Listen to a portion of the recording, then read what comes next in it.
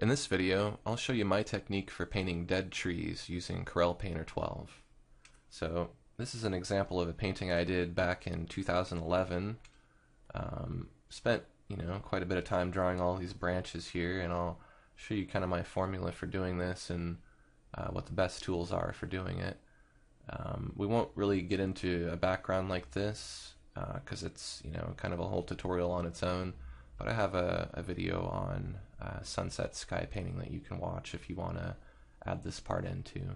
But in our example, we'll just put in kind of a more basic sky and focus more on the tree.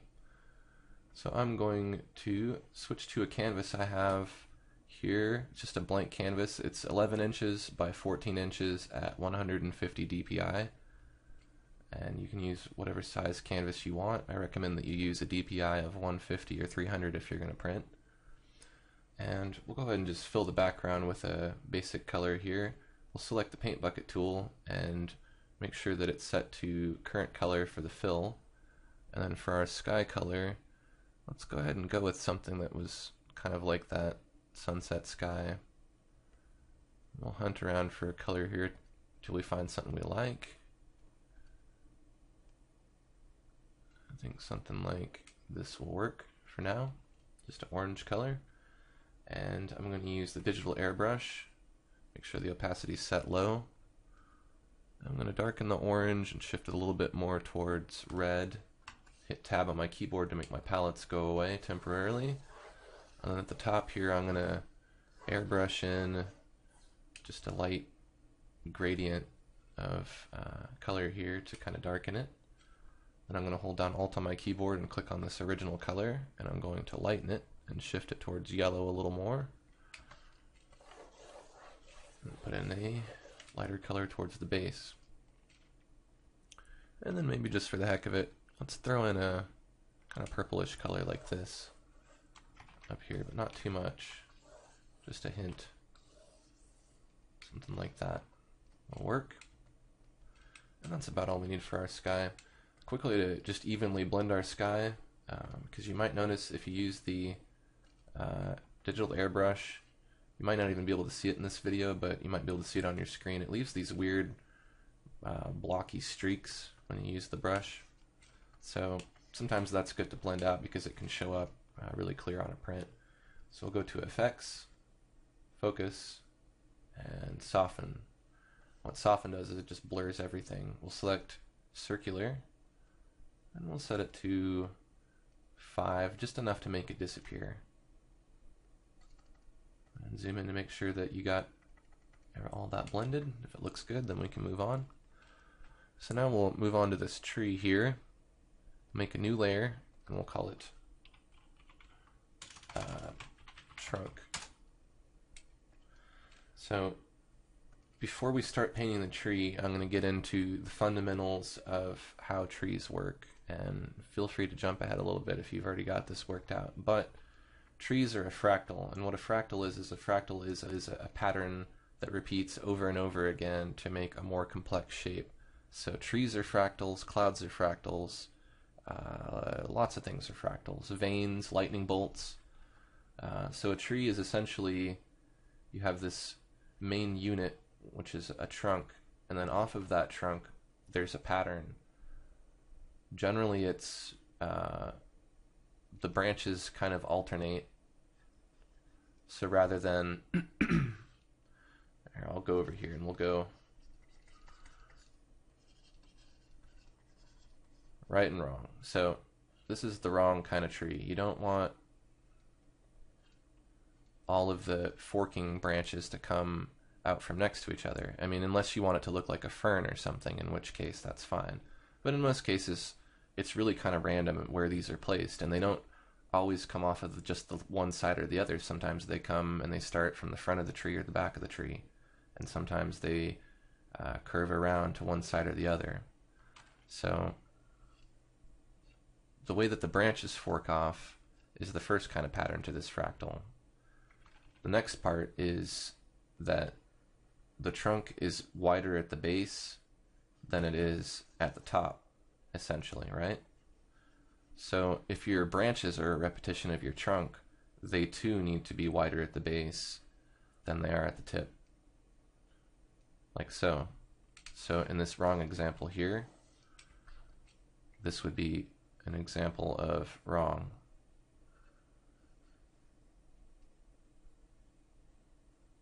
There's no width difference, which looks weird, or maybe it you know, starts out thin and gets really wide for some reason. It just looks weird, and then your whole tree will just look, it won't even really look like a tree. It'll just look like a snowflake or something. So every time you fork, again, off of another branch, the branch needs to get wider to thinner, and it needs to be thinner in diameter than the trunk or the limb that it's branching off of. But not too thin. You kind of have to have a good even ratio. And after you paint a lot of trees, you'll start to get this down, and you'll see what looks right. And not all trees are the same. You know, some trees have branches that hang down, and some trees have, you know, lots of little branches coming off of them. And I mean, you really kind of have to decide what kind of tree you're drawing. But for the most part, this basic formula of the way that the branches grow, and that the way that they are wider at the base and thinner at the top, and they fork and get smaller each time they fork in diameter, and they tend to alternate from one side of the trunk to the other rather than being right next to each other like this. All of those things you have to keep in mind when you're drawing trees.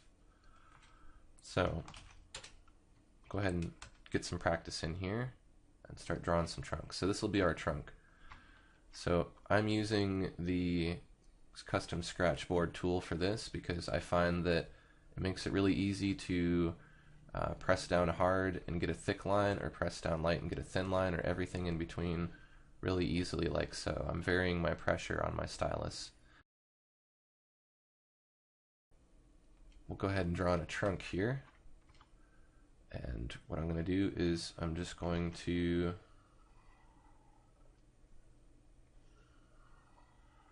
put in something where the edges are not super smooth. I want them to look a little rugged, and just something that kind of fills up most of the composition. Now, I'm not going to go all the way to the top, one big straight, you know, trunk here. I'm going to have it kind of fork off probably at this point. So here's just kind of where you use your imagination now, and you start deciding where your all your branches and limbs and everything are going to be. So I'm going to have it kind of start maybe here. So I'm going to draw another limb off of there. Again, this limb now is thinner in diameter than the trunk, but it's thicker at the bottom and thinner at the top. And then I'm going to alternate. I'm not going to go right out of the side next to it. I'm going to alternate a little bit, go up towards the top here. And you don't want to go too thin with these. You don't want to really do super thin branches, because then you're going to kind of start to run into an area where you're going to have to draw a million tiny branches. So try to keep them pretty thick initially for your main branches, something like that. Again, it's helpful if they go kind of different directions and they don't all go straight out. And maybe we'll have a background branch that kind of goes away from us, so you can't really see it all the way off to the side here. So that'll be our main trunk. And then what we'll do is we'll make a new layer, and we'll call it limbs. Now, you could do this all on one layer, you could do this on multiple layers, it's up to you. I think we're going to do it on multiple layers this time, just to kind of make it a little less risky that way. If you make something the way you don't like it, you can just kind of erase part of it without having to start over on the whole thing. So now these limbs, I'm going to make sure that I'm making my brush size smaller when I need to, so that it's not too hard to draw these limbs off of here.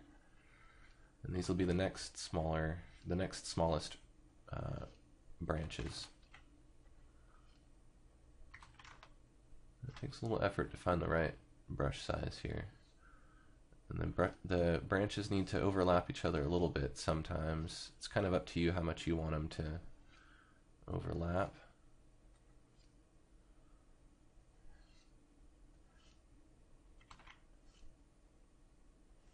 I'm just kind of using my imagination here.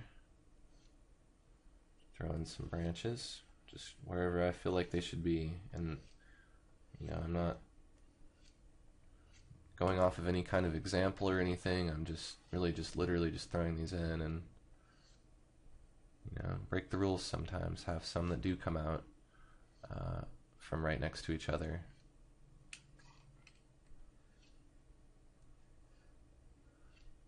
Make sure that they're the right thickness.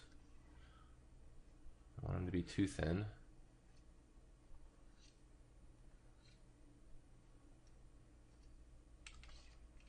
And this one, we'll just have some stuff hanging down here like that. And maybe there's a background branch that we can't see coming out from over there.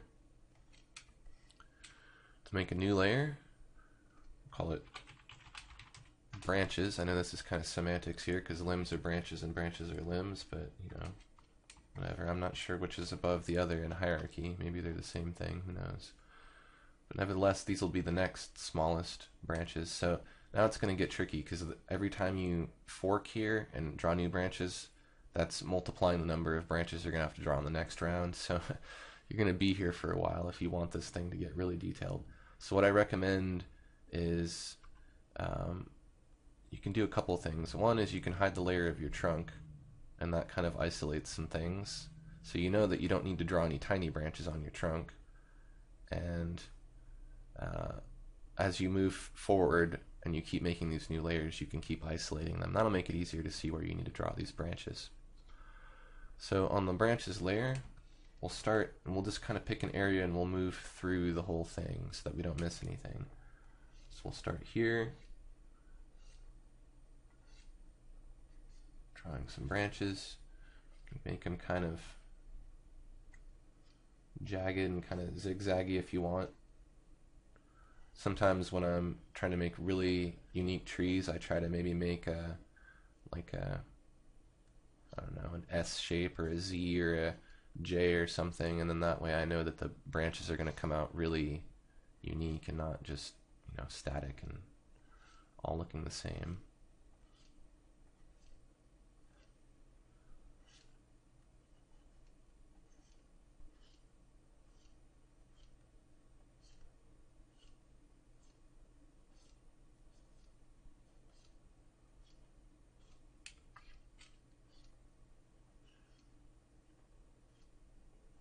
This one's kind of thick. Sometimes I try to come off of the end of the last branch that I drew.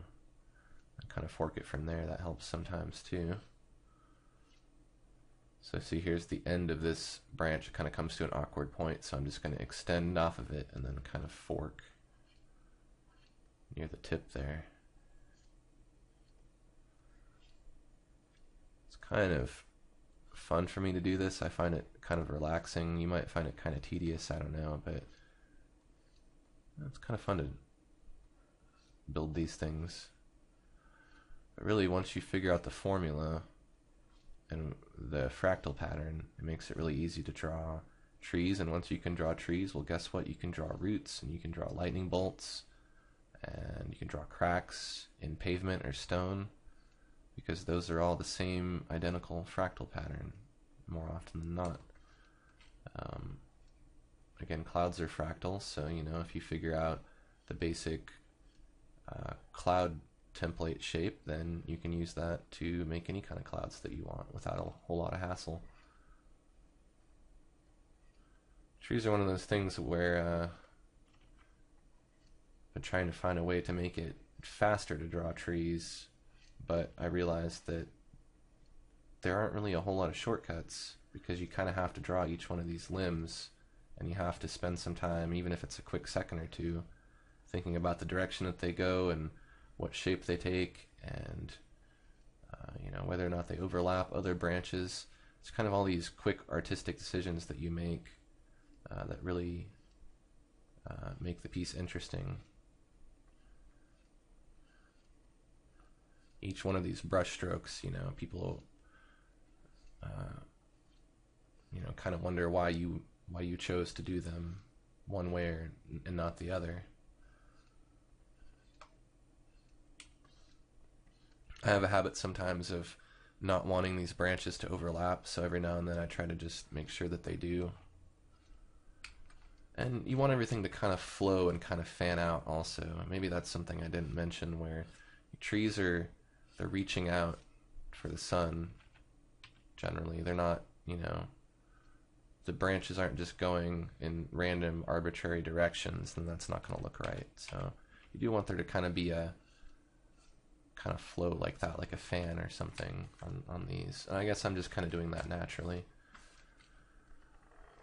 We'll keep with our progression here. I'm just kind of going around either clockwise or counterclockwise and just making sure that I hit all of these limbs first to make sure that they all have some smaller branches. And then guess what? We're going to do this again with even smaller branches. And there's really no point where you have to stop. I mean, you could keep drawing branches forever on this and make the most detailed epic tree that you wanted to. And if you wanted to add leaves, you could. And if you wanted to shade all the branches, you could do that too. And that would be a really cool tree painting. I personally haven't been able to muster that amount of patience. After I draw about, 100 of these branches here, I kind of start to get tired of it. And at a certain point, enough is enough for these branches. People look at it and they get the point. Dead trees especially, if they've been dead for a long time, branches are going to get broken off or they're going to fall off. So, maybe that's something you want to do too if you're doing a dead tree. Maybe make something like this where you have some just stump branches that, come off at a just random awkward point and kind of just look like they just got broken off by a bird or a squirrel or something. We're almost all the way around here. It's kind of going to be one of those tutorials where there's not a whole lot of moving around going on. It's just really just drawing a lot of the same thing. But it'll be really, really good practice for you on drawing trees. I think once you get through this one tree, you'll have it down and you'll be able to draw any kind of tree you want, really. Might take a little observation. You might have to look and see what the characteristics are of that type of tree. But for the most part, again, this is just kind of just a fractal pattern that you just have to repeat. And once you think you've gotten all of those branches of that size, oops, I think I missed some down here. Maybe I just didn't do enough. Okay, so as I mentioned earlier, if it helps, you can hide the trunk and you can hide the limbs, and then now you've got the branches, and now you can make another layer, and we're going to get into the twigs now. So with a smaller brush, and you might want to zoom in pretty close, it'll make it easier to draw these. Not too close though. Use a smaller diameter brush and draw in some twigs. Now it's up to you how many levels you want to take this to, because again, you're going to have to draw about 1,000 little twigs here, or however many it is for each of these branches. If you're drawing a leaf and you're going to put trees on it, I don't recommend going too wild with all these twigs, because a lot of them are just going to get covered up anyways. So at this point, this might kind of just be practice for you, and you can decide when to stop drawing these twigs and how fine you want to do them, because you could get even finer than this. You could do really, really, really fine twigs, which would make your tree look even more realistic and even more interesting.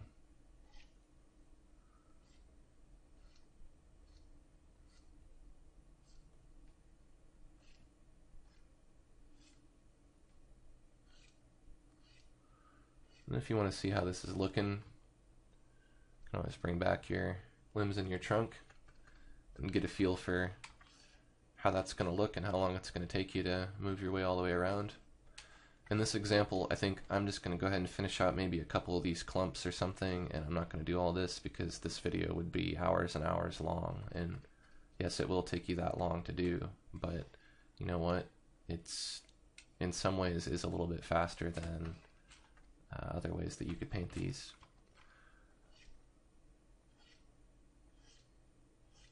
You're probably wondering too, well, if I draw these twigs, am I going to have to shade them all? And the answer is maybe.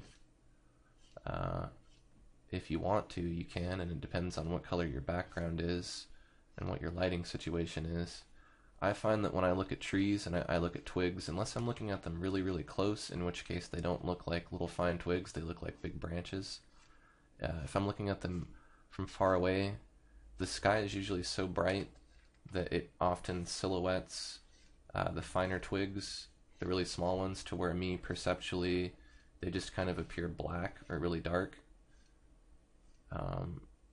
Because I don't think anybody really from far away, I mean, unless there's a certain lighting situation, light's really shining on the twigs or something, that you can see individual twigs. You know, maybe night's another example, or like sunset or something, where maybe you could see individual twigs with a lot of detail. But for the most part, they just look kind of dark and kind of black to me during the daytime. So, you know, it's all right to make them just kind of silhouetted like this.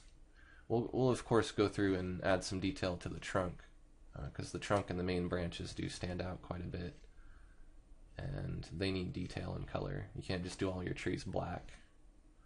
I mean, you can, but you know, maybe it would be fun to try some that are other colors.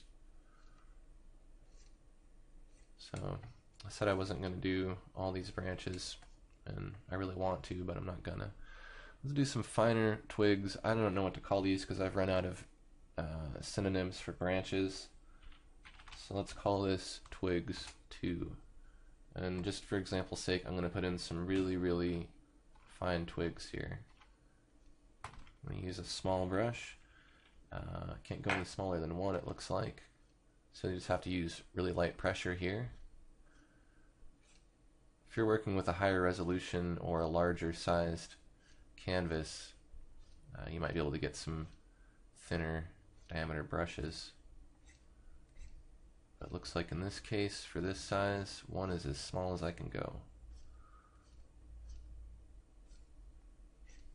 Notice this all looks kind of jagged. When you zoom out, it won't look so blocky. And when you print, you probably won't see any of that either. Kind of have to watch out with these really thin lines on small canvases. They can cause this jagginess here that you see, and that's called aliasing. So if you ever heard the term anti-aliasing, anti-aliasing is a process of blurring the pixels or recoloring them so that you don't see this jagged shape so much. The reason why you're seeing this is because all images on a computer that aren't vector images or 3D images are generally bitmap images, and bitmaps are made out of pixels, and pixels are individual squares. So when you zoom in to the point of being able to see the pixel, if you draw a diagonal line, it's just going to inevitably be a bunch of zigzaggy pixels, because you can't draw a diagonal line once it's broken down into a unit of measurement that small. I'm kind of like the atoms of the digital art world. So zoom out a little bit, you can see I got a really good, nice looking branch up there that looks really natural and really nice, because everything that I mentioned earlier I'm applying. I'm making sure that the branches that fork off kind of every other branch. Some overlap branches, some don't overlap branches. They all kind of fan out. They get thinner at the tip and thicker at the base. And, you know, other than that, I just kind of went ahead and did it. It didn't take me too long. If I hadn't been talking the whole time and, you know, helping you through these steps, I probably would have gotten a little bit further here. So, you know, when you're doing this on your own, I'm sure you could really crank through this and get it done and blaze it out. But again, I'm not going to do all those branches. Let's work a little bit on the trunk here while we still have some time, and we'll add some detail here. So the trunk layer is selected. I'm going to select Preserve Transparency, turn it on, and let's pick a brown color to use for our trunk. We'll do this as a test and see. And a lot of different brushes that we can use to add our trunk shading. Let's try the palette knife real quick and see how that looks. Don't like that color at all.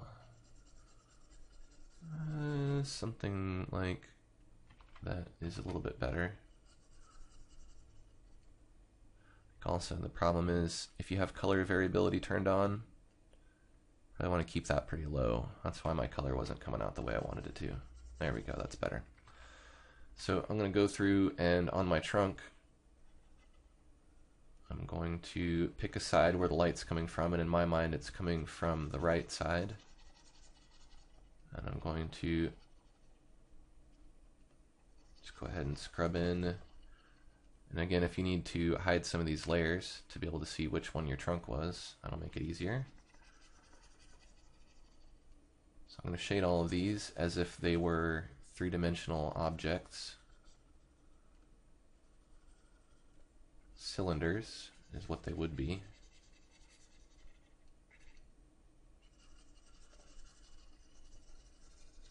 And I'm just going to kind of make it look kind of like bark here. Maybe change my color just a little bit.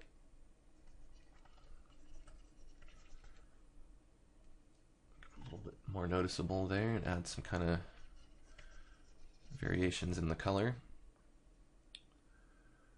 And then we can hold down Alt on our keyboard and sample this darker color here that we were using, and we'll use a thinner brush to maybe put in some vertical kind of cracks and creases and things that make it look more like bark.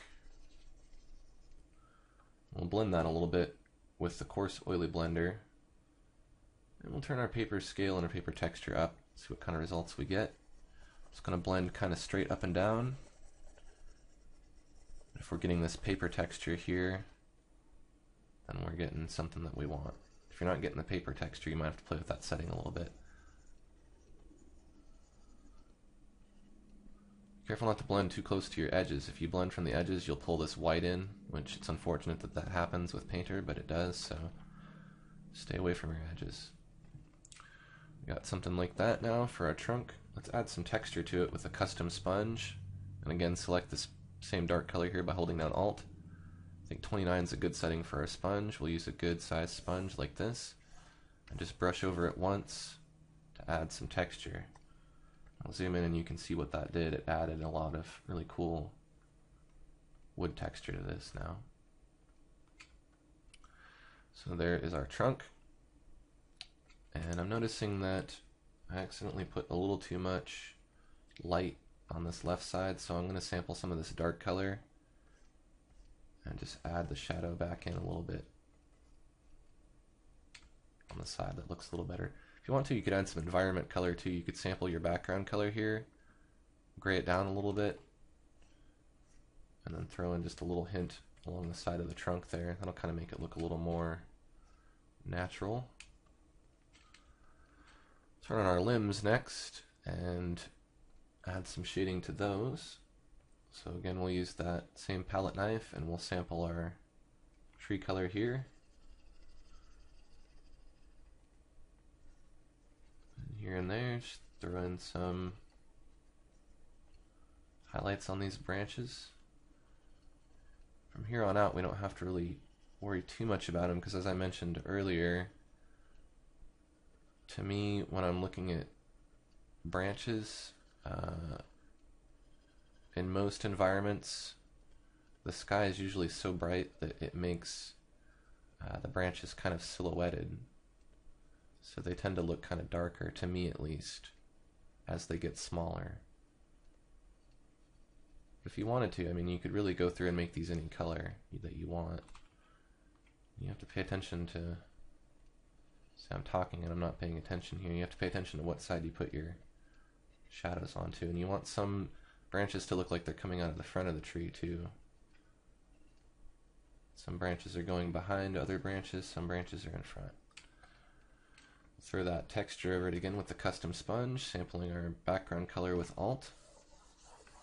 Let's get a little dusting there so it matches. Turn our branches back on. These I don't think that I'm going to detail. They're fine black. Same thing with the twigs. And the even finer twigs. So if we zoom in again, you can see we got fine twigs, small twigs, branches, limbs, etc. It's all kind of got a hierarchy. And it ends up looking like a pretty decent tree. Now, again, at home you can finish this out and get it looking the way that you want. I don't want this video to be 6 hours long, so I can't do it in this case. If you wanted to make more layers as well, some background layers, you could do that. You could put layers behind the trunk. You could call it BG limbs for background limbs, or whatever you want to name it. And select your dark color, and if you wanted there to be some limbs that kind of get crazy and go around behind the tree, you could start to make new layers that way too, and really make some nice layered things. The reason why you'd want to do this is because maybe you want to have some shading on some of these limbs, and you don't want to intersect your branches with your color. And what I mean by that is, if we were to go to this branches layer and start coloring, you can see that if I start coloring across here, I'm coloring all the branches, so it's ruining the illusion of some of these branches overlapping other ones. They all kind of look flat now. So over here, if I wanted to add shading to this, this background limb without coming in front of these smaller branches that are in front of it, like you can see here, then I can get some kind of layered effects without painting over everything. That just kind of helps it to look a little more natural too, and less flat. And you see what I mean here? If I zoom in, these branches that are on a layer in front of it aren't getting covered up by any of this highlight that I'm putting on it, which is a good thing because then it gives it some depth. I'll add some texture to that. So I think I'm going to call it done on this, at least for the video. But like I said, you can keep going on this and fill it in. Hope this helped you to learn how to make more trees. If you have any questions, feel free to comment on this video. And if you found this helpful, take a quick second just to click the like button on YouTube, or maybe share this on Twitter or Facebook with your other artist friends, because this information could be useful to them too. Anyways, thanks for watching, and stay tuned for my next video.